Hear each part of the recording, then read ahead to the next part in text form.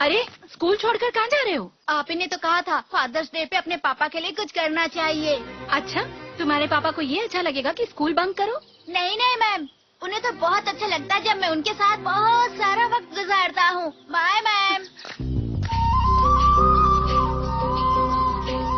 ये बहुत ही सीधी कहानी है। ये वो कहानी है जिसे आप, मैं और हम सब जी चुके हैं। लेकिन ये ऐसी कहानी है जो हम सबके दिलों में दबी है। ये ऐसी कहानी है जो कोई सुनना नहीं चाहता, क्योंकि ये कहानी हमारी अटेंशन चाहती है। दूसरे शब्दों में कहूँ तो ये हमारे मुखौटों को हटाती है। हर परिवार की यही कहानी है, हर रोज खुशी तलाशने की कहानी।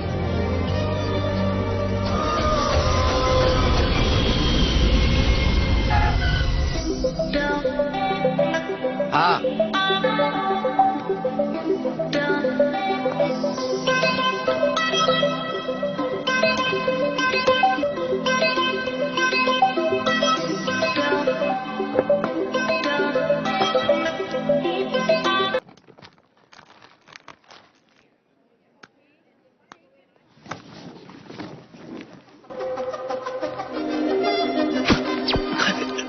सॉरी।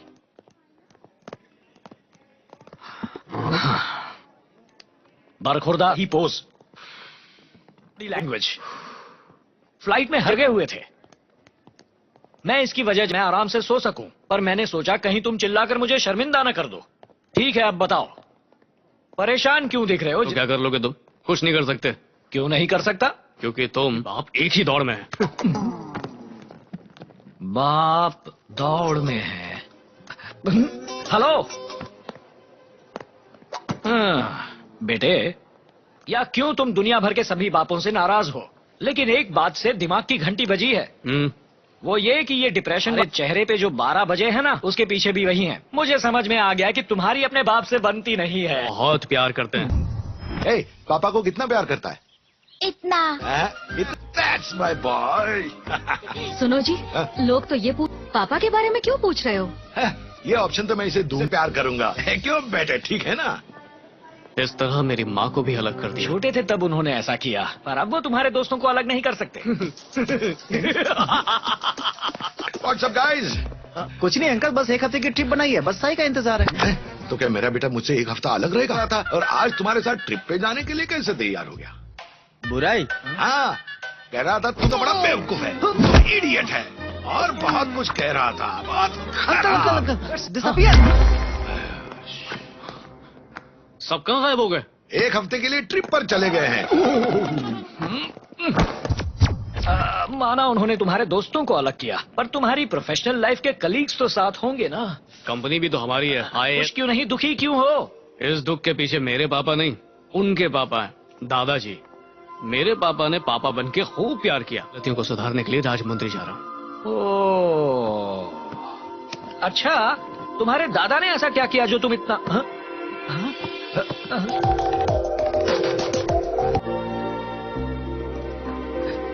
दादाजी, दादाजी मुझे दीजिए ना, यहाँ पर। तुम चलो, आइए ना।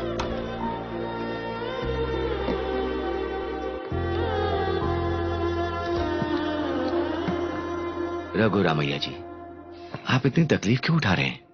तुम्हारे बच्चे तो है नहीं यहाँ, और जो है वो आते नहीं। हाँ, हर कोई अपने काम में मगन है। तो अगर हम लोग कभी कभार आपस में मिल लें तो ऐसा लगेगा कि हमारा ध्यान रखने वाला कोई तो है। जैसे आप तो बहुत स्वस्थ है, आप यहाँ पेशेंट को दिलासा देने आए हो। चलिए डॉक्टर साहब इंतजार करें। रुक जरा, अगर किसी चीज की जरूरत हो तो बता देना। ठीक है रघु रमैया। चलता हूँ। नमस्कार डॉक्टर साहब। नमस्कार रघु रमैया। आपके बड़े बेटे और उनके बच्चे ठीक है ना? सब बिल्कुल ठीक है। मेरी रिपोर्ट आ गई क्या?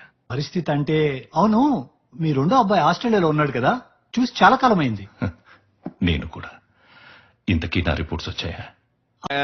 एक्चुअली मेरा साला मिला था आपके तीसरे बेटे से कुक्कटपल्ली में। सुना है उसका केटरिंग का बिजनेस अच्छा चल रहा है। अरे रघु रमैया जी, बैठिए ना। आप मेरी बीमारी के बारे में कुछ नहीं बता रहे तो यहाँ बैठ के करूं क्या? दरअसल मुझे समझ नहीं आ रहा था कि कैसे बताऊं आपको, इसलिए जरा लंग कैंसर, एडवांस स्टेज। ज्यादा नहीं, कुछ ही दिन हैं आपके पास। रिपोर्ट कल ही आ गई थी। सेकेंड ओपिनियन लेने के बाद ही आपसे बात कर रहा हूं। अच्छा होगा कि आप जल्द ही एडमिट हो जाएं। अगर एडमिट हो गया तो जी पाऊंगा। वैसे मेडिकल सुपरविजन में 1-2 हफ्ते की जिंदगी बढ़ाई जा सकती है। अगर कोई मेडिकल इमरजेंसी हो गई तो I am there to take care of you. मिट्टी की खुशबू में जीने की आदत है, दवाइयों की बदबू के बीच जी नहीं पाऊंगा।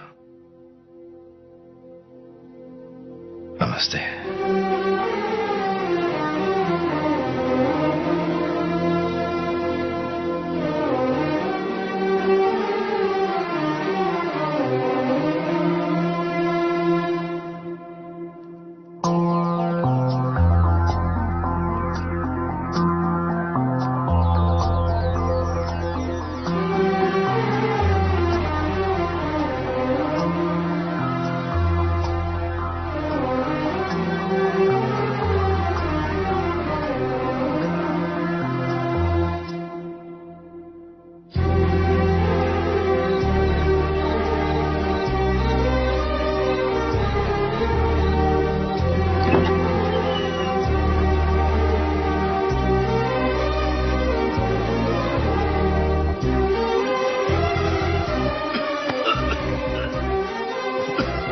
दादाजी, दादाजी।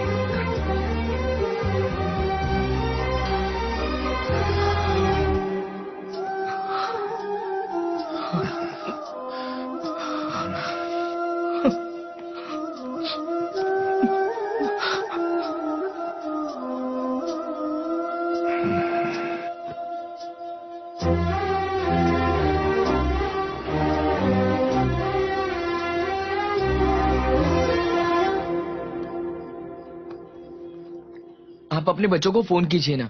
आराम से बात करेंगे। आराम से कैसे? भगवान ने आपको ज्यादा वक्त नहीं दिया है, सिर्फ कुछ ही दिन है। मुझे तो ऐसा लगता है कि डॉक्टर ने इतना वक्त भी इसलिए बताया है ताकि आप डरे ना। अगर आप अभी सो गए और कल जागे नहीं तो मेरा क्या होगा फिर? कुछ नहीं होगा। क्या मतलब कुछ नहीं होगा? अगर उन्हें पता चल भी जाए वो रोएंगे, दुखी होंगे, आ जाएंगे। आने दो उन्हें। इतना तो वो जानते ही है कि उनके पिता उनके लिए कितने जरूरी है। लेकिन अगर आप उन्हें बताने में देर करेंगे और कल आपको कुछ हो जाता है तो वो अपने पिता, दादा और ससुर के साथ ज्यादा वक्त नहीं गुजार पाएंगे। फिर उनकी जिंदगी भर की उदासी के लिए आप जिम्मेदार होंगे।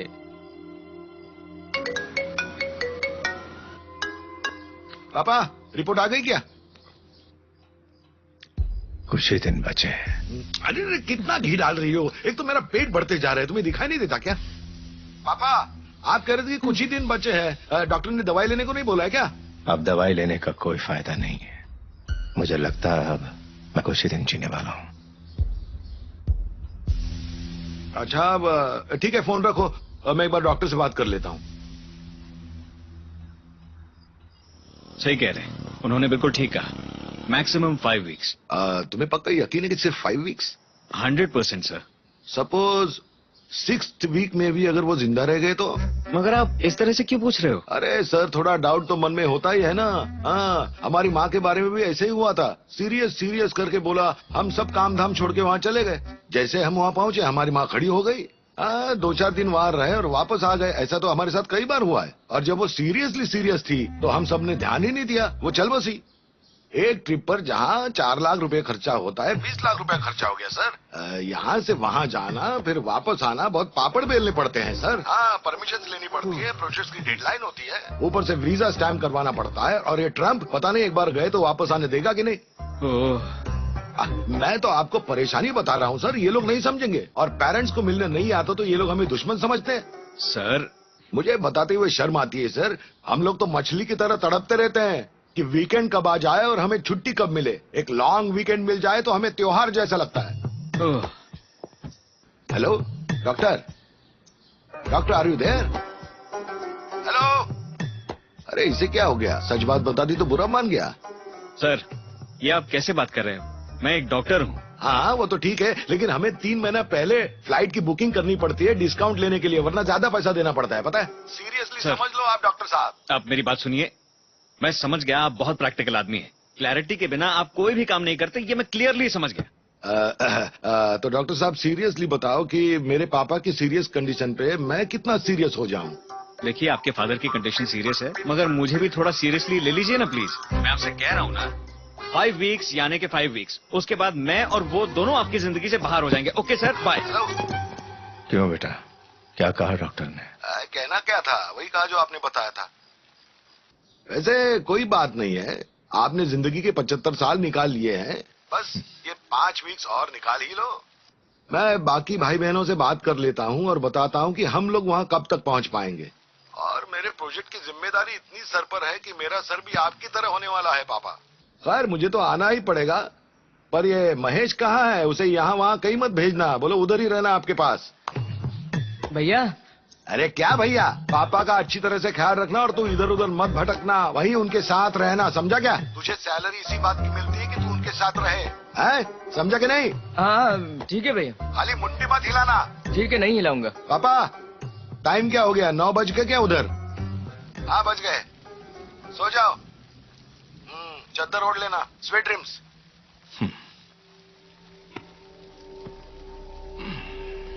ये क्या बात हुई? वो आपको इतनी जल्दी सोने के लिए क्यों बोल रहे हैं? मेरे जैसे लोग बच्चों की कमी कभी पूरी नहीं कर सकते। तो वो वहां से कर भी क्या सकते हैं बता मुझे? क्योंकि मैं मर रहा हूं तो उन्हें अपना काम छोड़कर आने को तो नहीं कह सकता ना। वो अपने अपने जीवन में व्यस्त होंगे। मरने से पहले हम किसी को परेशान ना करें तो अच्छा है, तभी तो हम इज्जत से जा पाएंगे। वक्त के साथ हमें बदलना पड़ेगा, उम्र के साथ इच्छा भी मर जाती। इन जैसे लोगों की वजह से हमारे यहाँ अनाथालय कम और वृद्धाश्रम ज्यादा है। आप चिंता मत कीजिए, दूसरे 3 बच्चों में से कोई जरूर आएगा।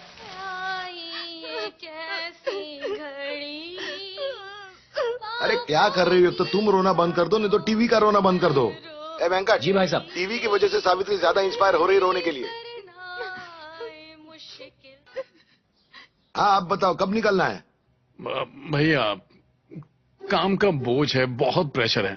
18 घंटे काम करके अभी घर पहुंचा हूँ, बस शॉर्ट्स पहनकर मैं सोने ही जा रहा था। अरे तो मैं क्या इधर अंडरवेयर पहन के बैठा हूँ? मैं एक ऐसा आदमी हूँ जो कुछ भी करने के लिए 1 साल पहले प्लानिंग करता हूँ, और पापा का यूं अचानक से मरना तय होना, इट्स अनरीजनेबल। क्या प्लानिंग है?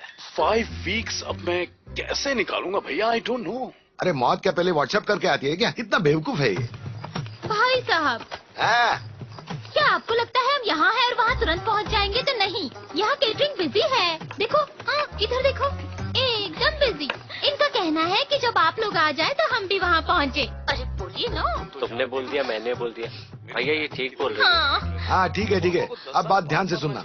अब पापा के पास सिर्फ 5 वीक्स हैं, उनमें से आखिरी 2 वीक्स हम उनके साथ रहेंगे, और जब वो गुजर जाएंगे उसके बाद हम 2 वीक्स वहाँ रहकर सारा काम खत्म करके वहाँ से निकल जाएंगे। इसका मतलब हम टोटल 4 वीक्स राजमुंद्री में रहेंगे। तो पहले 3 वीक्स को छोड़ दो और सब खुश रहो।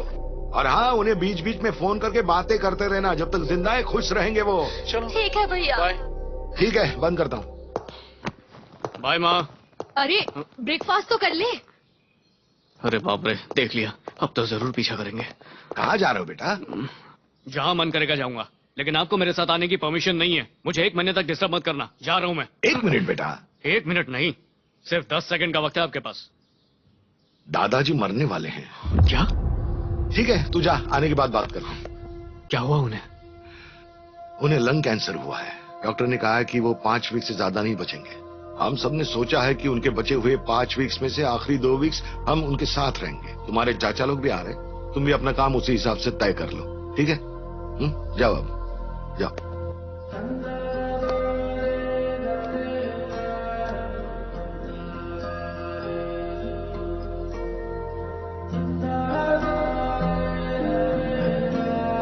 अरे मुझे मत मारो, मुझे मत मारो। मुझे माफ कर दो, माफ कर दो। नहीं दादाजी, मत मारो।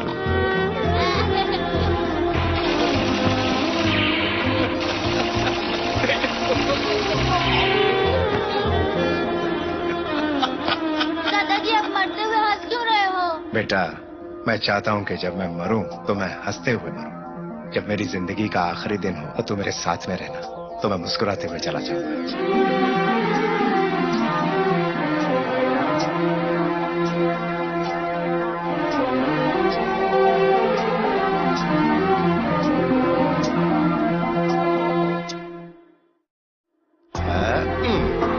इससे तुम चॉकलेट खरीदो।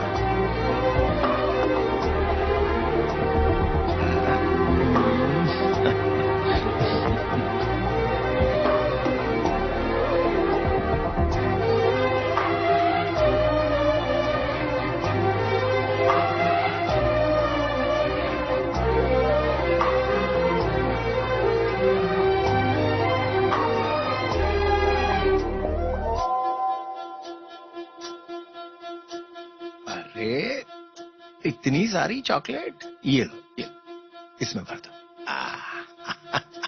आराम से।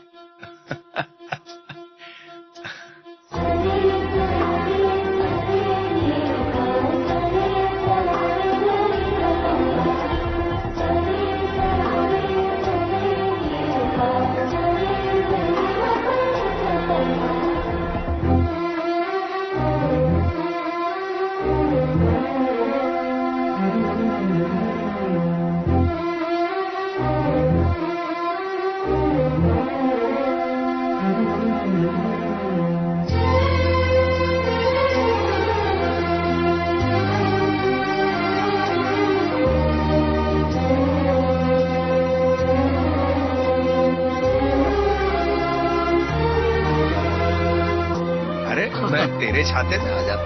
अरे हाँ आइए ना। ठीक है ठीक है। अच्छे से जवाब देना, तू कर पाएगा। नहीं, पसीना पोंछ ले।